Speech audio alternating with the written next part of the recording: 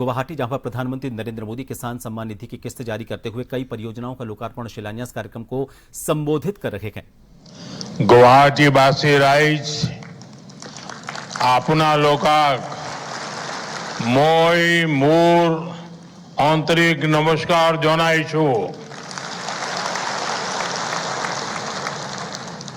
असम के राज्यपाल लक्ष्मण प्रसाद आचार्य जी, यहां के लोकप्रिय मुख्यमंत्री हेमंत बिस्वा शर्मा जी, केंद्रीय मंत्रिमंडल में मेरे साथी सर्बानंद सोनोवाल जी, उपस्थित राज्य के सभी मंत्रीगण, जनप्रतिनिधिगण, देश भर से टेक्नोलॉजी के माध्यम से इस कार्यक्रम से जुड़े हमारे सभी अन्नदाता साथी, टी गार्डन में काम करने वाले मेरे भाई बहन, किसान साथी, मां कामाख्या की इस धरती से जुड़े हैं। थोड़ी देर पहले करोड़ों किसानों के खाते में पीएम किसान निधि जमा होने के मैसेज हर एक के मोबाइल में पहुंच चुके हैं। ये योजना वाकई अद्भुत है। एक क्लिक से करोड़ों किसानों के बैंक खाते में सीधे पैसा जमा होता है। दुनिया के विकसित देशों में भी ऐसा संभव नहीं है। और मुझे विदेश के मेहमान जब मिलते हैं और इस विषय में इतने सवाल पूछते हैं, जानकारी के लिए इतने उत्सुक रहते हैं, ये सब कैसे संभव हो रहा है। दुनिया के बड़े बड़े देश के बड़े बड़े नेताओं को भी ये बहुत अजूबा लगता है। और ये मेरे वही किसान भाई बहन हैं जिनमें से अधिकांश के पास 2014 से पहले न मोबाइल फोन था और न ही बैंक में उनका कोई खाता था। आज ऐसे करोड़ों किसानों के खाते में अब तक 4.25 लाख करोड़ रुपए से अधिक पैसे जमा हो चुका है। इसमें असम के भी करीब 19 लाख किसान हैं जिनको अभी तक लगभग 8,000 करोड़ रुपए मिल चुके हैं। साथियों, मुझे याद है जब पीएम किसान सम्मान निधि योजना शुरू हुई तो अफवाहें फैलाने में, झूठ बोलने में माहिर कांग्रेस वाले कहते थे कि इस योजना का पैसा आज भले मोदी देता है लेकिन चुनाव के बाद वापस करना पड़ेगा। ये झूठ बोलने में ऐसे एक्सपर्ट है। लेकिन आज सम्मान निधि की ये योजना देश के छोटे किसानों के लिए सामाजिक सुरक्षा का एक माध्यम बन गई है। साथियों, बीजेपी एनडीए सरकार के लिए किसान हित से बड़ा और कुछ नहीं। जब किसानों को पैसे देने की बात आती थी, कांग्रेस वालों की सांस अटक जाती थी। मैं आपको एक और उदाहरण देता हूं। 2014 से पहले केंद्र में 10 साल तक कांग्रेस की सरकार थी। कांग्रेस सरकार के 10 साल में किसानों को एमएसपी के रूप में 6.5 लाख करोड़ रुपए मिले थे। 10 साल में 6.5 लाख करोड़। जबकि हमारी सरकार के 10 साल में किसानों को एमएसपी के रूप में 20 लाख करोड़ रुपए अधिक मिल चुके हैं। साथियों, बीते 11 वर्षों में देश के किसान के इर्द गिर्द बीजेपी एनडीए सरकार ने एक मजबूत सुरक्षा कवच बना है। एमएसपी हो, सस्ता ऋण हो, फसल बीमा हो, पीएम किसान सम्मान निधि हो, ये योजनाएं किसानों का बहुत बड़ा संबल बनी है। इतना ही नहीं, हमने इस बात का ध्यान रखा है कि अंतर्राष्ट्रीय स्तर पर संकट का असर खेती किसानी पर न पड़े। अब जैसे कोरोना और उसके बाद जो युद्ध हुए हैं, उसके कारण अंतर्राष्ट्रीय बाजार में खाद की कीमतें कई गुना बढ़ गई थी। विदेशी बाजारों में खाद मिलनी भी मुश्किल हो गई थी। लेकिन केंद्र सरकार ने इस संकट को रोकने के लिए भरपूर कोशिश की। यूरिया की जो बोरी अंतर्राष्ट्रीय बाजार में 3,000 रुपये में मिलती है, वही बोरी हमारी सरकार ने अपने किसानों को सिर्फ 300 रुपये में दी है।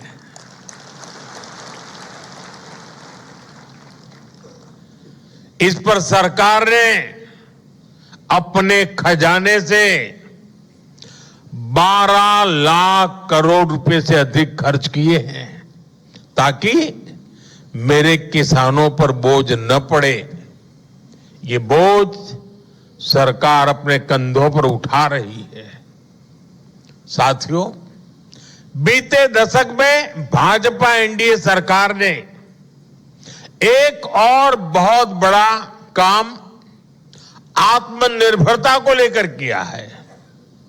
हमने कृषि को बाहरी संकटों से बचाने के लिए आत्मनिर्भरता को प्रोत्साहन दिया है। हमने आजाद भारत में बार बार देखा है कि दुनिया के दूसरे हिस्सों में लड़ाइयां होती हैं, कहीं सप्लाई चेन में दिक्कत आती है, तो परेशानी हमारे किसान को होती थी।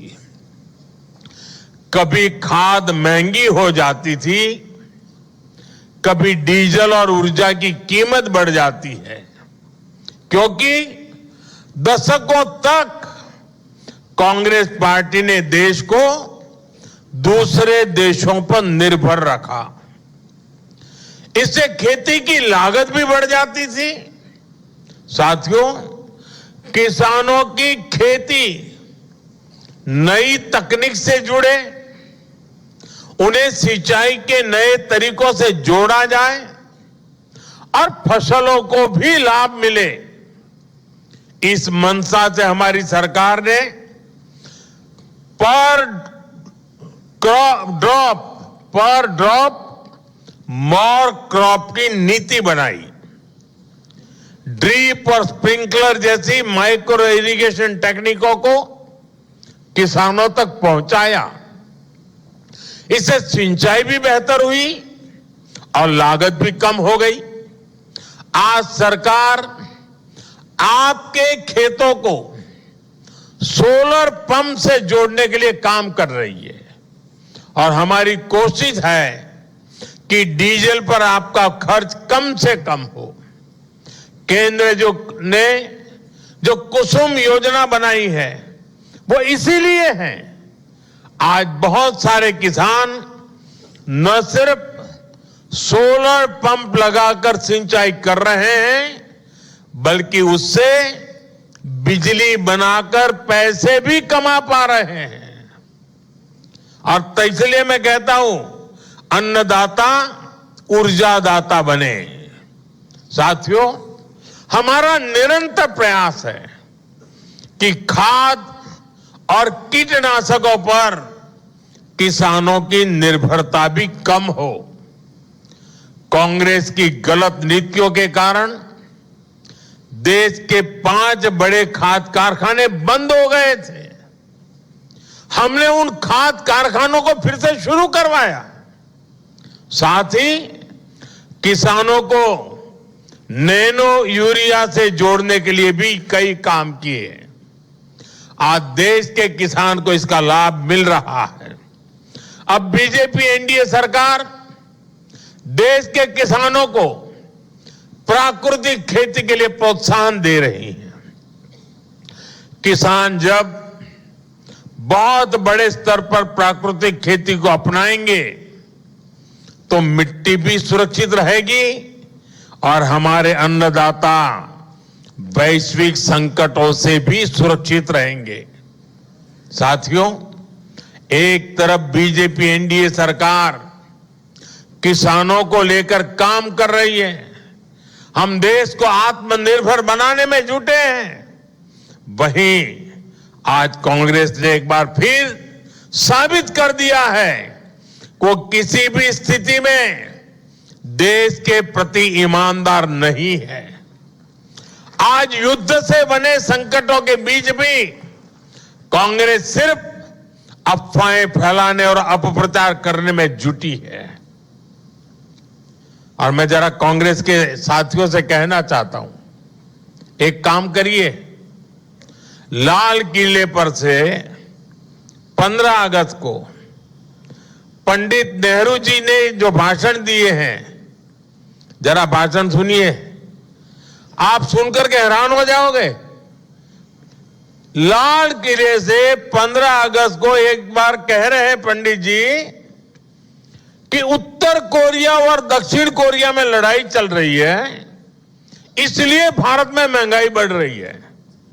अब उत्तर कोरिया दक्षिण कोरिया कहां है और यहां पर महंगाई बढ़ने की बात नेहरू जी कह रहे थे।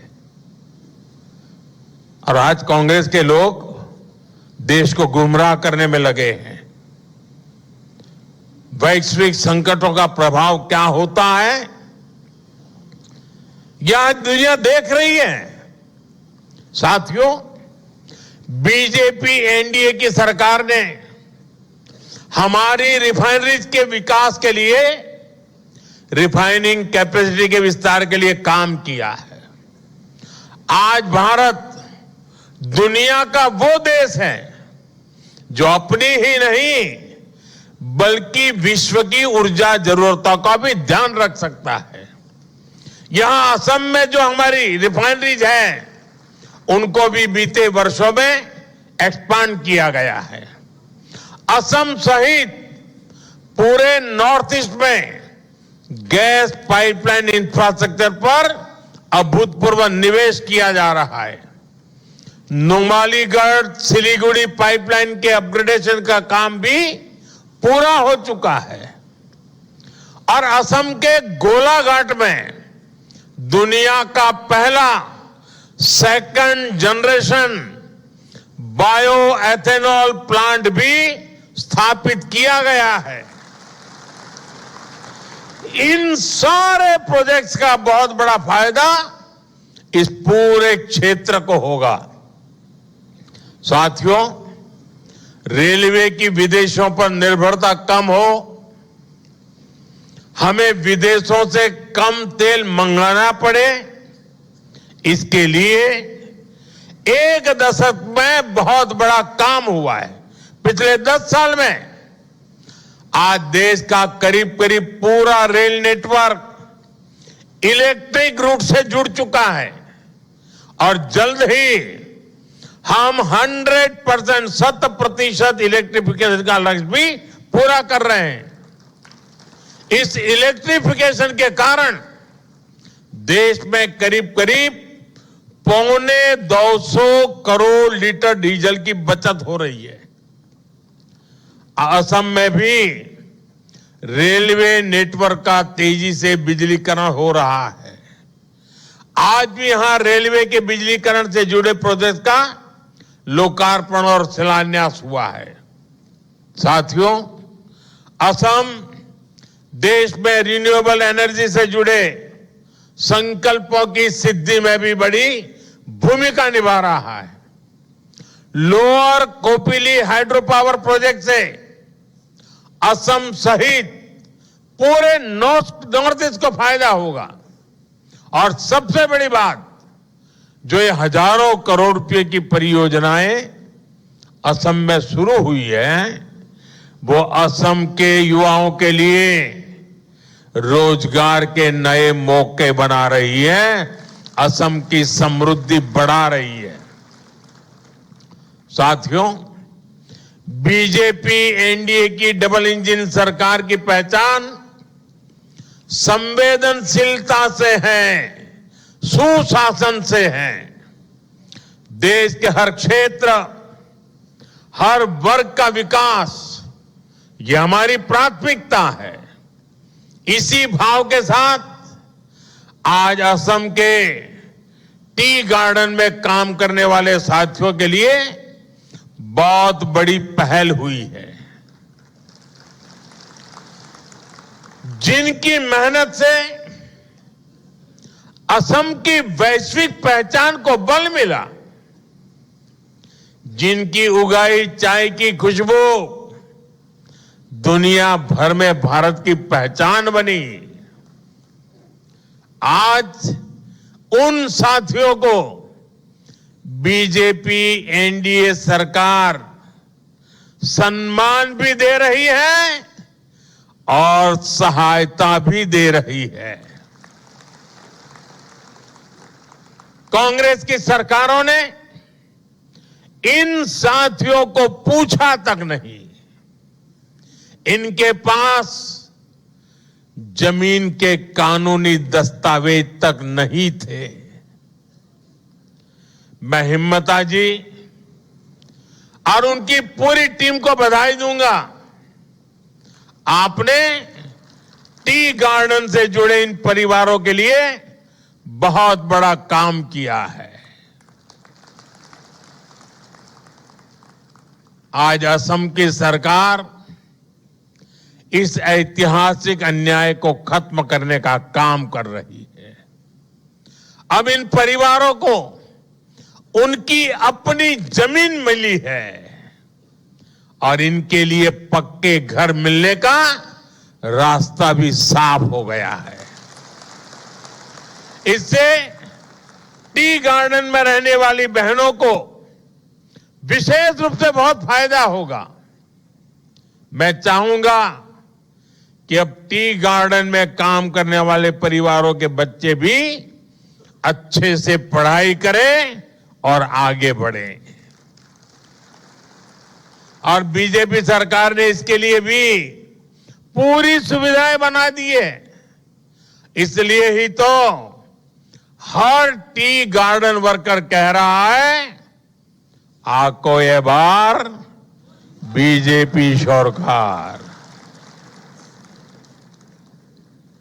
और मेरे लिए तो ये मेरे टी गार्डन के मजदूरों का सम्मान करना मतलब मैं खुद एक कर्ज उतार रहा हूं, क्योंकि आप चाय बागान में काम करते थे। दूर सुदूर गुजरात में मेरे गांव में वो चाय की पत्ती पहुंचती थी और मैं चाय बेच बेच करके यहां तक पहुंच गया।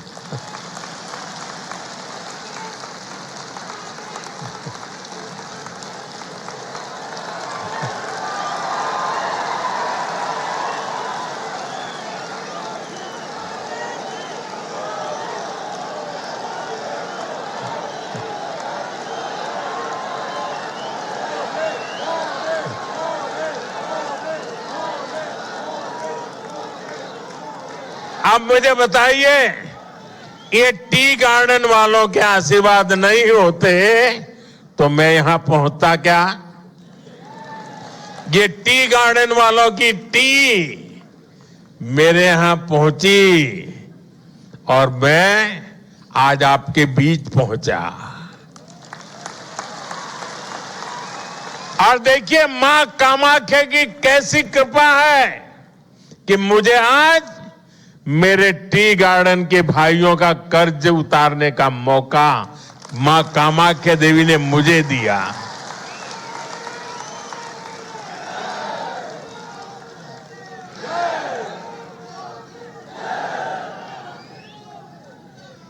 साथियों, आज से प्रसिद्ध निमाती घाट और विश्वनाथ घाट पर आधुनिक क्रूज टर्मिनल बनाने का काम भी शुरू हुआ है। ये सिर्फ एक इंफ्रास्ट्रक्चर प्रोजेक्ट नहीं है, ये असम में टूरिज्म और स्थानीय अर्थव्यवस्था को नई दिशा देने वाला काम है। बीजेपी सरकार ने टूरिज्म को सिर्फ दर्शनीय स्थलों तक सीमित नहीं रखा है, बल्कि उसे रोजगार और विकास के बड़े अवसर के रूप में देखा है। इसी सोच के साथ ब्रह्मपुत्र नदी में भी वाटर टूरिज्म की संभावनाएं बढ़ाई जा रही हैं। क्रूज टर्मिनल बनने से ब्रह्मपुत्र पर क्रूज चलाने का काम आगे बढ़ेगा और देश दुनिया के पर्यटकों के लिए असम तक पहुंचना और आसान होगा। जब क्रूज टूरिज्म बढ़ेगा तो स्थानीय युवाओं के लिए रोजगार के नए अवसर बनेंगे। कारीगरों और हस्तशिल्प से जुड़े लोगों को नया बाजार मिलेगा। छोटे दुकानदारों, नाविकों, होटल और ट्रांसपोर्ट से जुड़े लोगों की आमदनी भी बढ़ेगी। यानी असम में टूरिज्म अब सिर्फ घूमने फिरने तक सीमित नहीं है, यह स्थानीय विकास और जन समृद्धि का एक नया इंजन बन रहा है। साथियों, असम आज हमारे नॉर्थ ईस्ट यानी अष्टलक्ष्मी के नए भविष्य का एक मॉडल बन रहा है। यहां की प्रगति पूरे नॉर्थ ईस्ट को नई गति दे रही है। असम में जो बदलाव बीते एक दशक में बीजेपी एनडीए सरकार ने किया है, उसका प्रभाव पड़ोस में पश्चिम बंगाल में भी दिख रहा है। वहां भी लोग बीजेपी एनडीए का ऐसा ही सुशासन चाहते हैं। इसलिए मैं असम के हर युवा, हर परिवार से कहूंगा कि हमें मिलकर विकसित असम के लिए काम करते रहना है, ताकि असम देश में एक मॉडल स्टेट बनकर उभरे। इसी आग्रह के साथ मैं जब ये सभी मुख्यमंत्री महोदय इस समारोह में हमारे साथ जुड़े हुए हैं, तो मैं उनसे एक आग्रह करना चाहता हूं। यहां जो पीएम एकता मॉल का उद्घाटन हुआ है, आप अपने राज्य की चीजें भी यहां बेचने की व्यवस्था कीजिए। आप कुछ जगह यहां लीजिए और असम में किसी को केरल की चीज चाहिए तो यहीं से मिलनी चाहिए। महाराष्ट्र के कोई चीज चाहिए यहीं से मिल जानी चाहिए। गुजरात की कोई चीज चाहिए यहां से मिल जाए, राजस्थान की चाहिए यहां मिल जाए। यानी पूरे देश की एकता का दर्शन हो। इस मॉल में हिंदुस्तान के सभी राज्यों की उपस्थिति हो।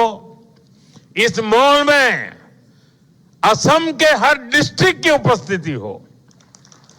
वन डिस्ट्रिक्ट वन प्रोडक्ट, यानी एक प्रकार से कोई भी व्यक्ति एकता मॉल में जाए तो उसको वहां पूरा हिंदुस्तान मिल जाना चाहिए। और मुझे विश्वास है कि असम की धरती से पूरे देश को एक मॉडल मिलेगा और सफलतापूर्वक देश के हर राज्य में एकता मॉल तैयार हो जाएंगे। आप सबको फिर से एक बार विकास की परियोजनाओं की बहुत बहुत शुभकामनाएं देता हूं। देश भर से जो किसान साथी हमारे साथ जुड़ रहे हैं, मैं उनका भी फिर से बहुत बहुत आभार व्यक्त करता हूं। और मैं मां कामाख्या से प्रार्थना करता हूं कि कुछ ही दिनों के बाद जब नवरात्रि का प्रारंभ हो रहा है, मां कामाख्या की कृपा सभी देशवासियों पर बनी रहे और हम सारे संकटों को पार करते हुए नए विश्वास, नए सामर्थ्य के साथ आगे बढ़े। मेरी बहुत बहुत शुभकामनाएं। भारत माता की, भारत माता की, भारत माता की। वंदे वंदे वंदे वंदे वंदे वंदे वंदे वंदे।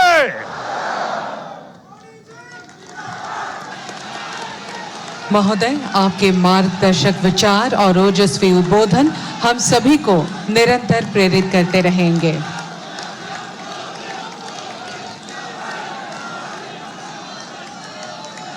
जीवन में नई ऊर्जा और आत्मविश्वास भरने के लिए माननीय प्रधानमंत्री जी का धन्यवाद।